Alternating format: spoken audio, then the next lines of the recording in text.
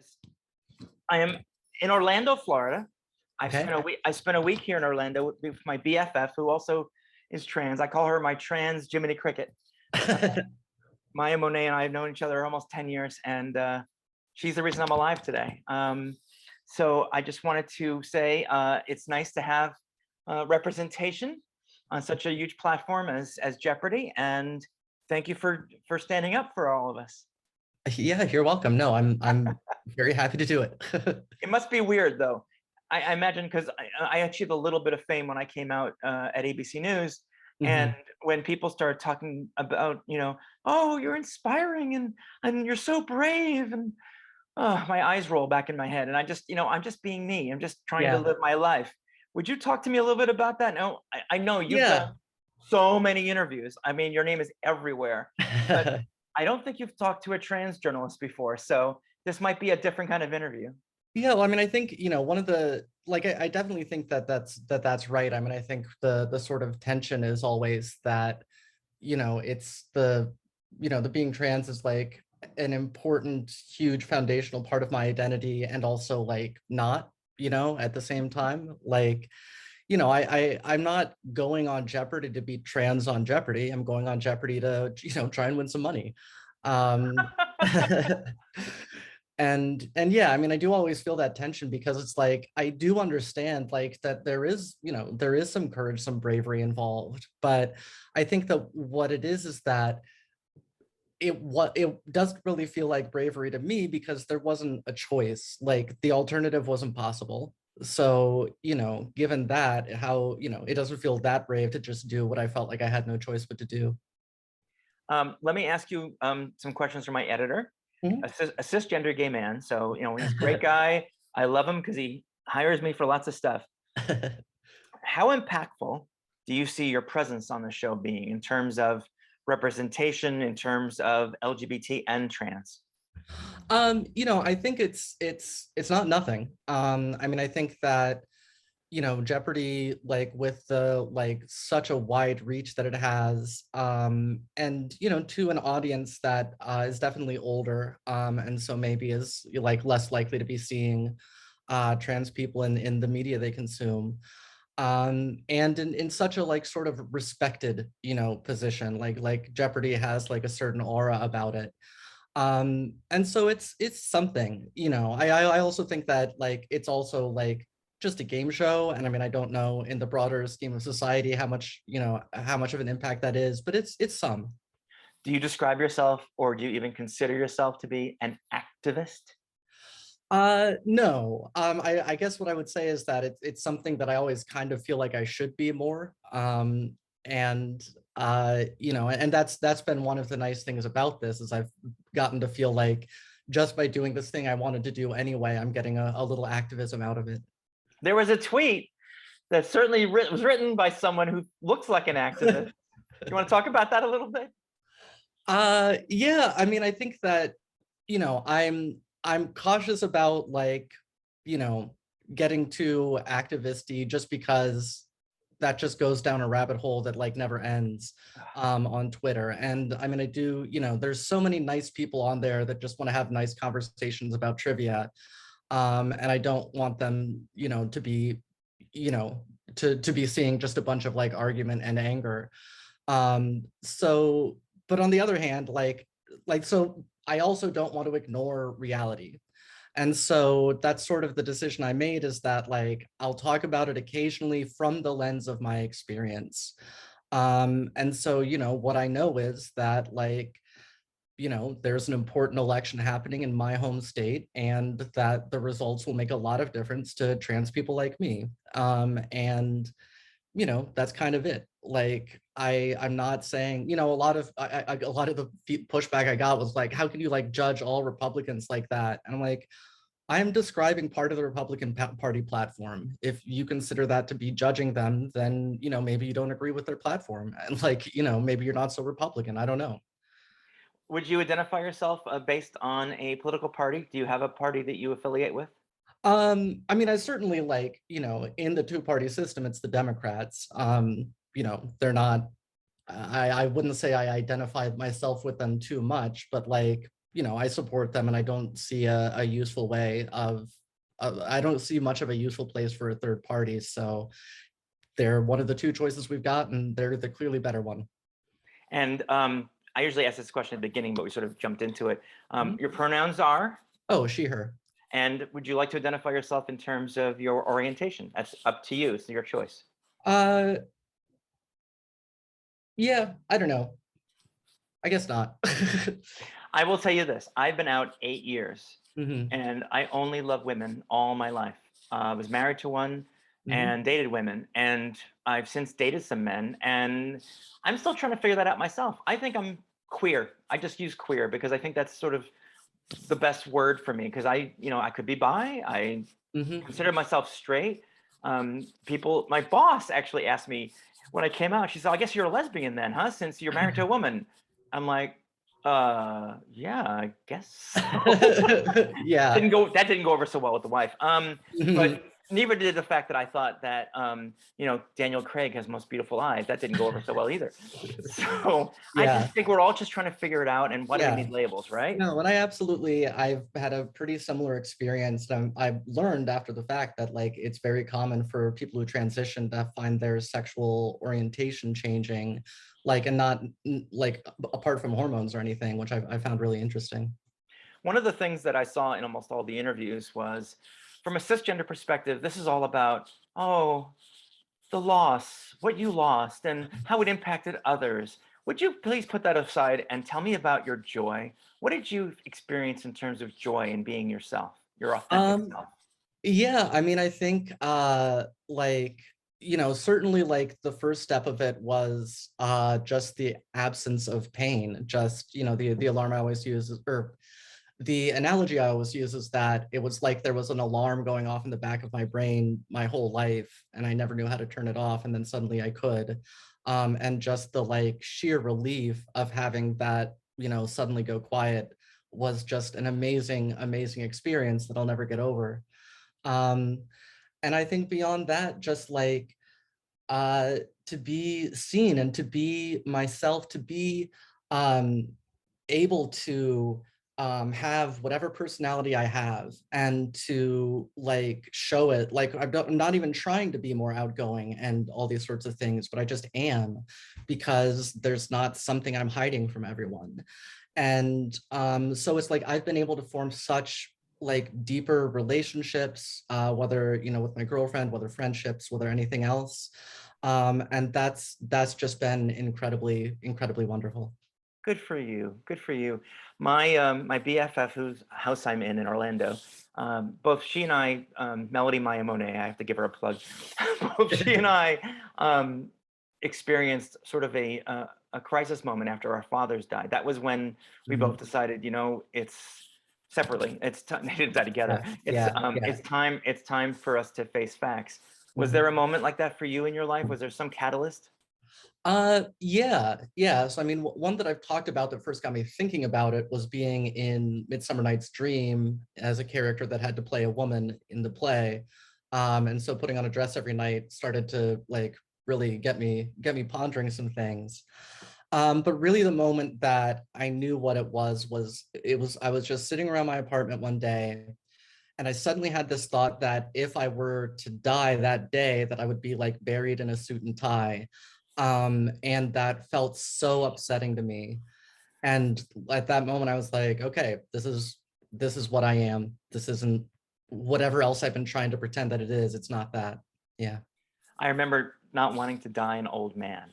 Yeah. I didn't want to be some little old man. Yeah. I have more questions from my cisgender editor, and you'll forgive me because I have to ask them, but let's see where we go with them. We've talked about how important it is being on Jeopardy Mhm. as far as the community. Mhm. But what kind of response have you seen, positive and negative? Yeah, well, I mean, what I'll say is that I've been surprised by the amount of the ratio of positive to negative has been a very pleasant surprise. Having been on Twitter for a long time and seeing what can happen. Um, and I do sort of in the back of my mind feel like it, at some point somebody may, stick their flying monkeys on me, and things may get more difficult.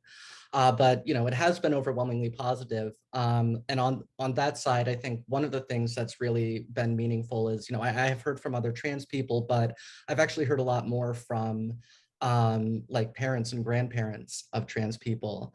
And so I like just feeling that I have given them some relief from their fear for their loved one, that their child, their grandchild, like is going to be limited in life and isn't going to be able to succeed because of this.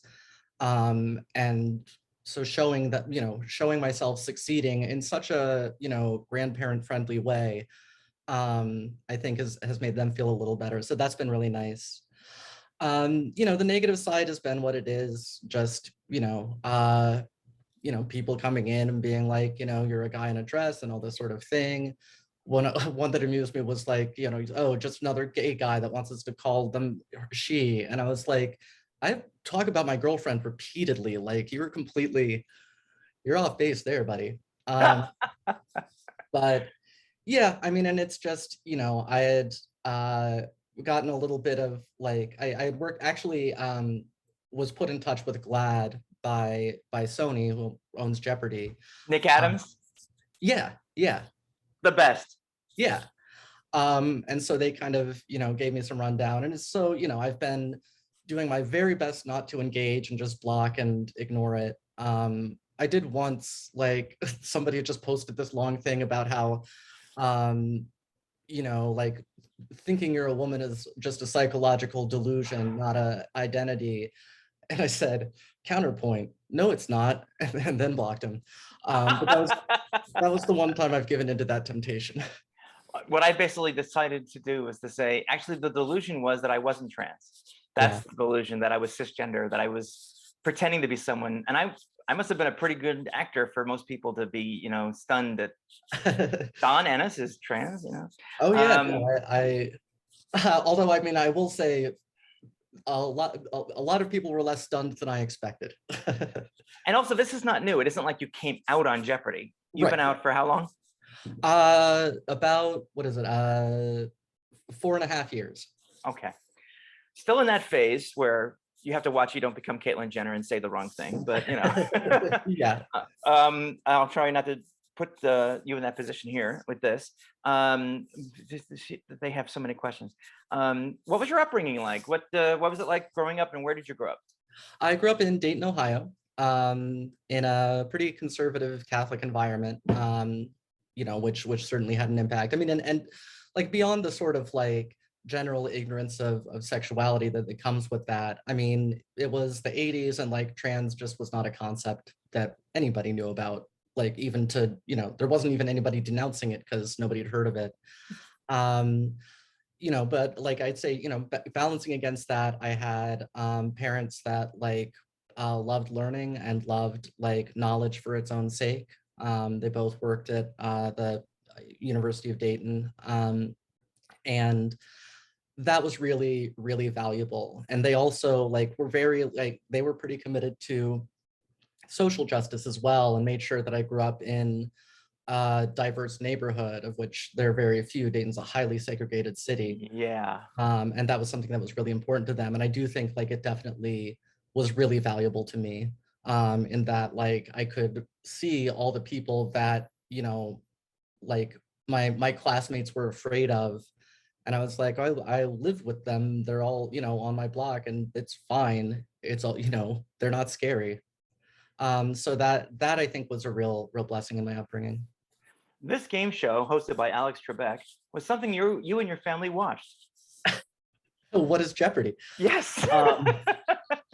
Yep, that's correct. I mean, I can't remember not watching it. And Alex Trebek started, I think, when I was like 5 or 6. So like we must have been watching it from the beginning of that. Yeah. It was that and Murder, She Wrote were the two things that we pretty much always watched. I'm talking to LeVar Burton for the second time next month, Yeah. and I read that you had been pulling for LeVar. I had been, I like, and this is like years ago, I had been thinking about it and then came up with that idea and was really happy with it. I thought he would be great. And, it is what it is. It's a kind of specialized skill, and like he had his audition and I guess it didn't go great. I kind Now of they like, have Trivial Pursuit, so that's yeah, gonna be fine. yeah, he seems to be doing fine. Like I actually didn't watch them because I'd had them DVR'd and then I heard that they weren't like as good as they could be. And I was like, well, I don't want to watch that then. I don't want to see that. I feel the same way. Tell me about, just give me an idea, all the upheaval and all the criticism between the former EP to the current hosts. What's your take on all that? I mean, one of my takes is I'm glad that they pushed me back a year and I didn't have to be directly involved with any of it. I think that I think that I'm glad that the old guy is gone and there's no point in like my talking too much about it because it's all kind of done at this point. But I think that it's disappointing, and it's disappointing, like I say, to see such an institution kind of like be a little bit tarnished. Was not fun to witness. But I mean, I do feel like it's getting back on its feet. I think Ken has been a great host, and they're just not they're not generating so much behind the scenes news anymore, and that's great. I would say that there's two ways to look at how people like us are in entertainment media, for lack of a better word. There's the trans contestant on Jeopardy, or there's the contestant who just happens to be trans. Which of those two do you prefer as a label? I mean, the second. And I think that that's one thing where I really want to like praise everybody on Jeopardy is that until I brought it up, they never mentioned or like referred to me being trans. And had I not brought it up, it was clear that they wouldn't, and it would never have been commented on if I didn't want it to be. And I really appreciated that about them. I mean, I never had one even mildly like uncomfortable moment around that with anyone on the Jeopardy staff, and that was really, really great. So Well, that prompts me to ask you, why did you decide to out yourself? Yeah, I think, I wanted to, like for one thing, like one of the motivations is I don't want people like wondering, and I don't want people like, like getting weird about it and like, Or you having to do catch up afterwards, like on Survivor? Do you remember when the trans man was oh, right. exposed as trans, and Yeah, it wasn't a secret, he just didn't think it was necessary to reveal it? yeah, yeah. And I mean, it's also like, I also didn't want to give the impression that it was a secret and that it was something I wanted to conceal or that I was ashamed of in any way or anything like that. So, I didn't want to be, the trans person, but I also didn't want to like pretend like that wasn't true or didn't matter. Wasn't it nice that you also made sure people knew you weren't the first? Yeah. Yeah. Well, I mean, it's, those were very important to me, the people that the trans contestants that have been on before. I didn't like, it suddenly felt a lot more uncomfortable to be on TV after I came out. But seeing them there and was, being like, oh, there, it's perfectly fine. And yeah, so I mean, I definitely, it was funny, the producer said at some point, like, I don't even know how many like trans contestants have been on Jeopardy. And I was like, I know. And also, we don't know how many not out, how many closeted Oh, trans yeah. contestants there have been, right? Yeah. I have an aunt who was on Jeopardy once a long time ago. And hi, Aunt Steffi. Mhm. Tell me about trans and pop culture. Is that something you're interested in? Do you watch Pose, or have you seen a lot of entertainment regarding trans folks? I for whatever reason I never watched Pose. I mean, I don't know. I guess like I feel like the answer is yes, but I'm like, what am I actually talking about? There was like, I mean, my girlfriend and I loved Sense8. Oh Um, yeah, so, gosh, like how yeah, how could you not? yeah. And like A Fantastic Woman from a few years ago, I saw Hmm. that in Toronto and was like really, really like thrilled by it. So yeah, I mean, I'd say it definitely, I guess what I'd say is like something with, trans content is definitely going to make me more likely to watch it. Star Just, Trek Discovery right now has two characters who are trans non-binary. oh yeah, yeah, yeah, Yeah. So yeah. it's out there. Any Yeah. thoughts about how your participation in the game show might be helping Hollywood see that, you know, trans people come from all different kinds of backgrounds and are part of the fabric of society?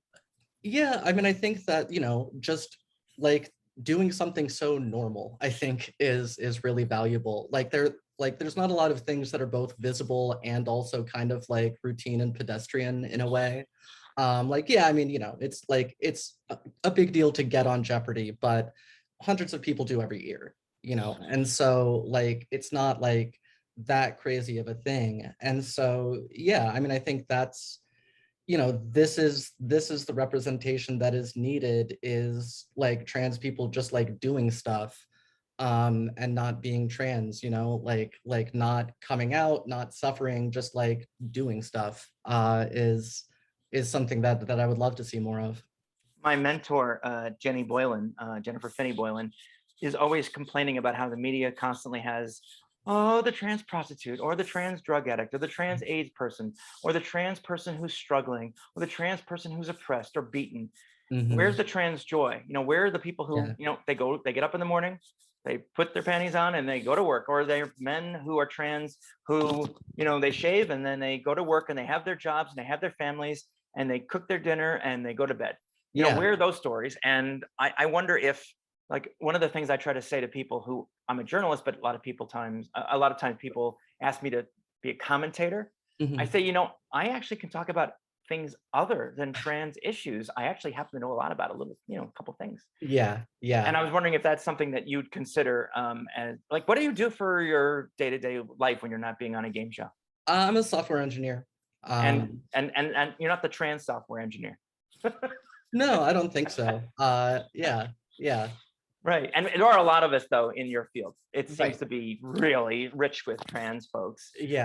What do you think that is?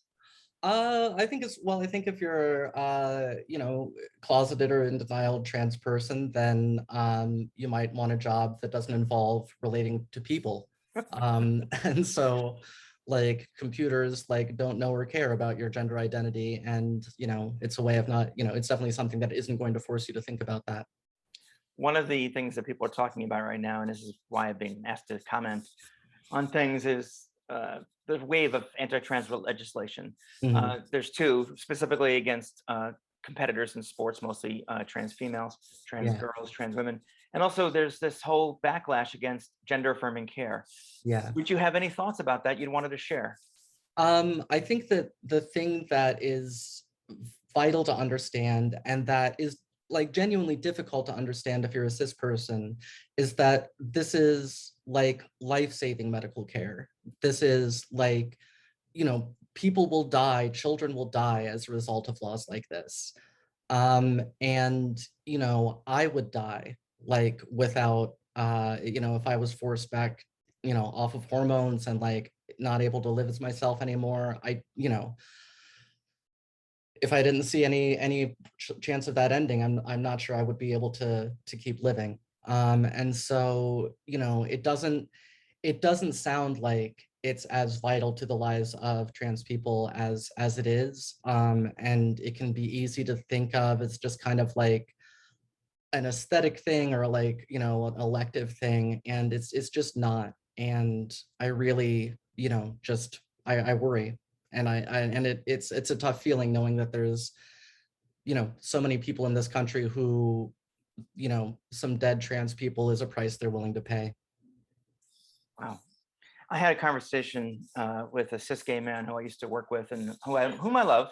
Mhm, But our argument was, I said, and this is during the Trump era, if mhm, I were forced to change my gender marker, forced to not wear my hair the mhm. way I wear my hair, and to have some kind of reversal, I Yeah, would no longer exist.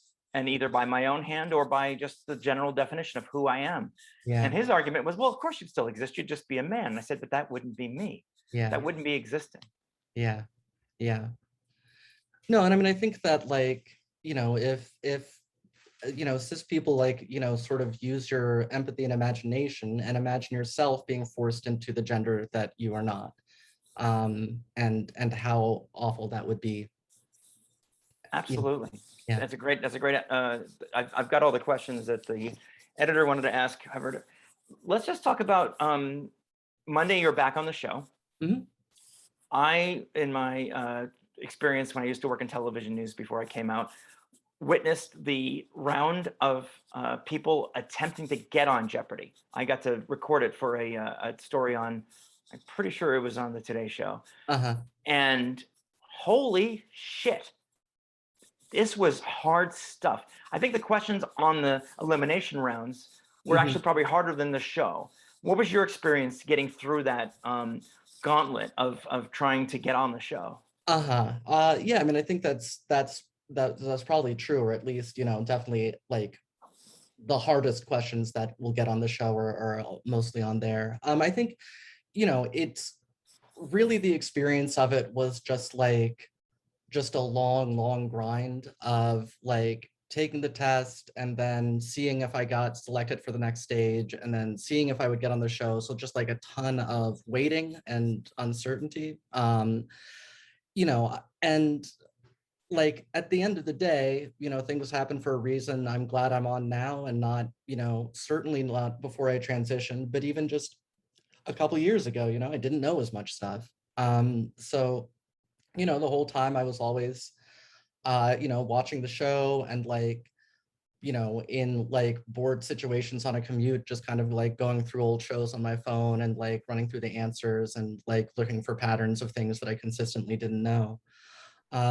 So there was like I was in training all this time, and I knew that I would get on Sunday. So it was frustrating, but ultimately it was a good thing.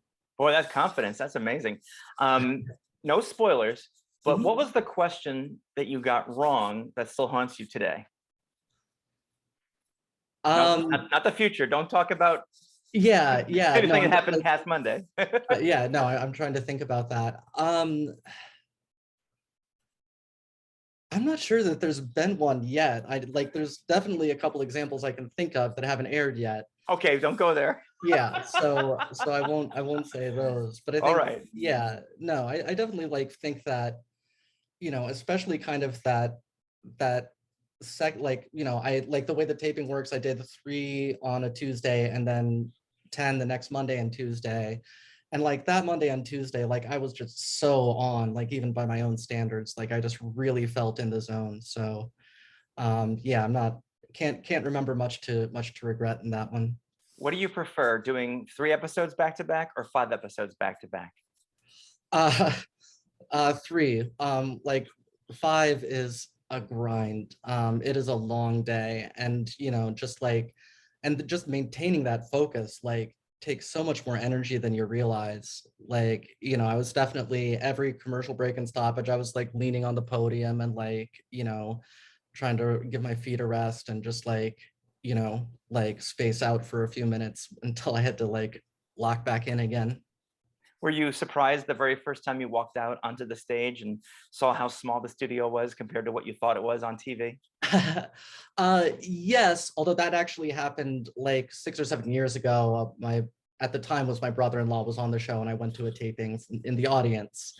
So I had seen it once, but yeah, actually, what was more surprising because of COVID, we weren't in the usual Jeopardy green room, but we were in the Wheel of Fortune studio during our downtime, and that wheel is much smaller than you think. I imagine the wall of letters is also probably tinier than I always hear that about TV studios, and I've seen it from working in the news business. That things Yeah, appear much larger on the screen, even on a big screen, than they do in real life. yeah. What's the thing that you hoped that comes from this? More than anything, Amy hopes that. How do you finish that sentence? Um, I mean, I hope that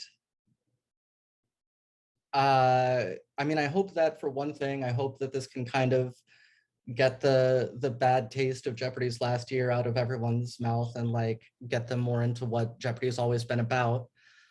So that's definitely one thing. And the other thing would be definitely that there are, trans people out there watching me who are, smart trivia nerds and this sort of thing, and um, just lessen their fear a little bit and give them a bit more hope about what might be possible for them. That's great. That's great. Is the clicker as hard as it looks? Yeah, I mean, it's what's hard is the the timing, because you're essentially trying, there's a human being that's enabling it. And so you're having to just try and like mind meld with some human being you can't see and figure out exactly when they're gonna like enable it so you can get in first. And it's it was tough. And I think that's, I started to feel like became unfair later in the days when they're coming up and they haven't done it all day. I mean, there was a rehearsal in the morning, and I've just essentially been practicing all day on that timing. Like it's like a really a tough position for the challengers. The champions always have that advantage. That's true. Yeah. And has Ken given you any tips as a former champion? No, I mean, he's not really allowed to. He's sort of limited I in figured. how he can interact. Yeah. But he did like, I mean, he gives us all like the same general tips at the beginning of every show, which is just like relax and have fun and have a good time.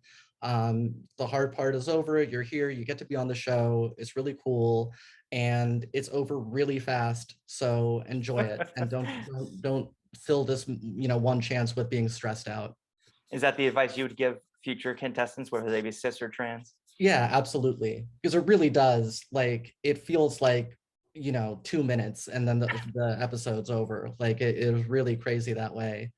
And yeah, I mean, and it's something that, like, definitely I had to do a lot of preparation for to be able to be, like, relatively relaxed on that stage, because, this is something I've been trying to do for over a decade. And, like, I really had to be okay with the idea that I would try for a decade, be on one show, not win, and that would be it, Right. And Right. like, so I really had to work on accepting that that was okay, because otherwise I just would have been paralyzed by, the fear of that happening. And so that's definitely something I would very much recommend anyone that's going to be on the show, is whatever you have to do to kind of lower the stakes in your own mind, like, is really, really crucial. How young are you? What's your age? I'm 42. So you're fairly old enough to know this, but one of my favorite shows growing up was The Honeymooners. And Mm. Ralph Cramden got to be on a game show. Uh-huh. And to practice, he'd have his pal, Ed Norton, play songs. It was a song show, like name that tune kind of thing. Uh-huh. And Ed Norton would always play dun, dun, dun, dun, dun, dun, dun, dun, and he would do that just to warm up his fingers. And of course, on the big game show, that's the question Ralph Cramden gets asked is, name that tune. And he has no idea. And it's just, it's one of those, typical honeymooners of setting himself up for big disappointment. Yeah. What people in your life are rooting for you? You have your girlfriend. Who's who's Team Amy? Who's your family of choice, or your family that is supporting you? Yeah, so obviously, yeah, my girlfriend Genevieve, and our good friend Allison, actually, because it was sort of unclear with what they told us, whether or not their, like, Jeopardy's hair and makeup would actually be able to, like, touch me and, like, get close enough to that Because of actually do COVID. that with COVID. Yeah. Not because you're trans. Right. Yes. Yeah. But so, like, she actually flew down to LA the first taping day just to do my hair and makeup. Allison did? Yeah. Aww. Which was really, really sweet. So yeah, that's definitely her. I've got a couple that's friends with us, Will and Hillary. Like, Will is my one, like, sports fan friend. Like, I hang out with, like, queer creative weirdos, most of whom do not particularly follow the NBA. So, like, Will and I, like, we get together and, like, watch the Warriors and things like that. But, like, he has been thrilled about this Jeopardy thing, and he was helping me practice and things like that. I love that you're a sports fan. Yeah. People don't understand. LGBT people do love sports. Yeah. I was managing out sports for 2.5 years, and I think that sports is all about the challenge, being your best self, about the agony of defeat and the thrill of victory. And Yeah. I'm wondering if, as a woman, do you think that people might underestimate your knowledge of sports because they see you as a woman, not as a trans woman? Yes, and I can actually say that with reference to Will, because I know that when we met, he was skeptical about my credentials as a sports fan. And so, like, I like dropped some knowledge on him, and eventually was like, okay, you're legit. I can I could accept you as a true sports fan. I have two questions left. Who's the bearded gentleman over your left shoulder in the Oh, picture? that is Ted Neely, played Jesus in Jesus Christ Superstar. I got to see him on stage. They did it in Jacksonville. They went on tour. Him and the guy who played what's his name? Judas. Judas. They did a stage version of the movie. Oh my Oh God. yeah, yeah. No, Yeah. they did a whateverth anniversary screening at the Castro, and he was there, for Q&A and whatever. And he was just like the nicest guy I have ever seen. Like we're in the autograph line, and like he would have talked to every person in that line for half an hour if they'd let him. He loved that this is his life. He just seemed so happy. It was really great. What would you think if you could communicate with Alex Trebek? What would Alex Trebek tell you? What would you want to tell them? Um, I don't know. I mean, I think he just I think he'd just say, you're doing great, keep doing it, like pretty much. I definitely think he loved, champions going on streaks and things like that. He always said the show's about the contestants, not about him. And What would yeah, you tell him? What would you say to Alex if you had the opportunity? I'd say I'm really sorry that I didn't get to, be on stage with him. I very nearly did, and that's, it is a real disappointment to me that I didn't. And I would say that I think the show's going to be all right, and like it's going to be in good hands, and like it'll live on, which I know is something he would, he would be devastated to find out that it didn't survive without him. Oh, that would break, I think, everyone's heart. And Yeah. I just love the fact that he is someone who was so self-subsuming. He never thought of Mhm, himself as the star. And mhm. he did homework. I mean, I saw the videos about him going through the encyclopedias and everything. Mhm. So I'm just gonna make sure I got all the questions that Tim wanted.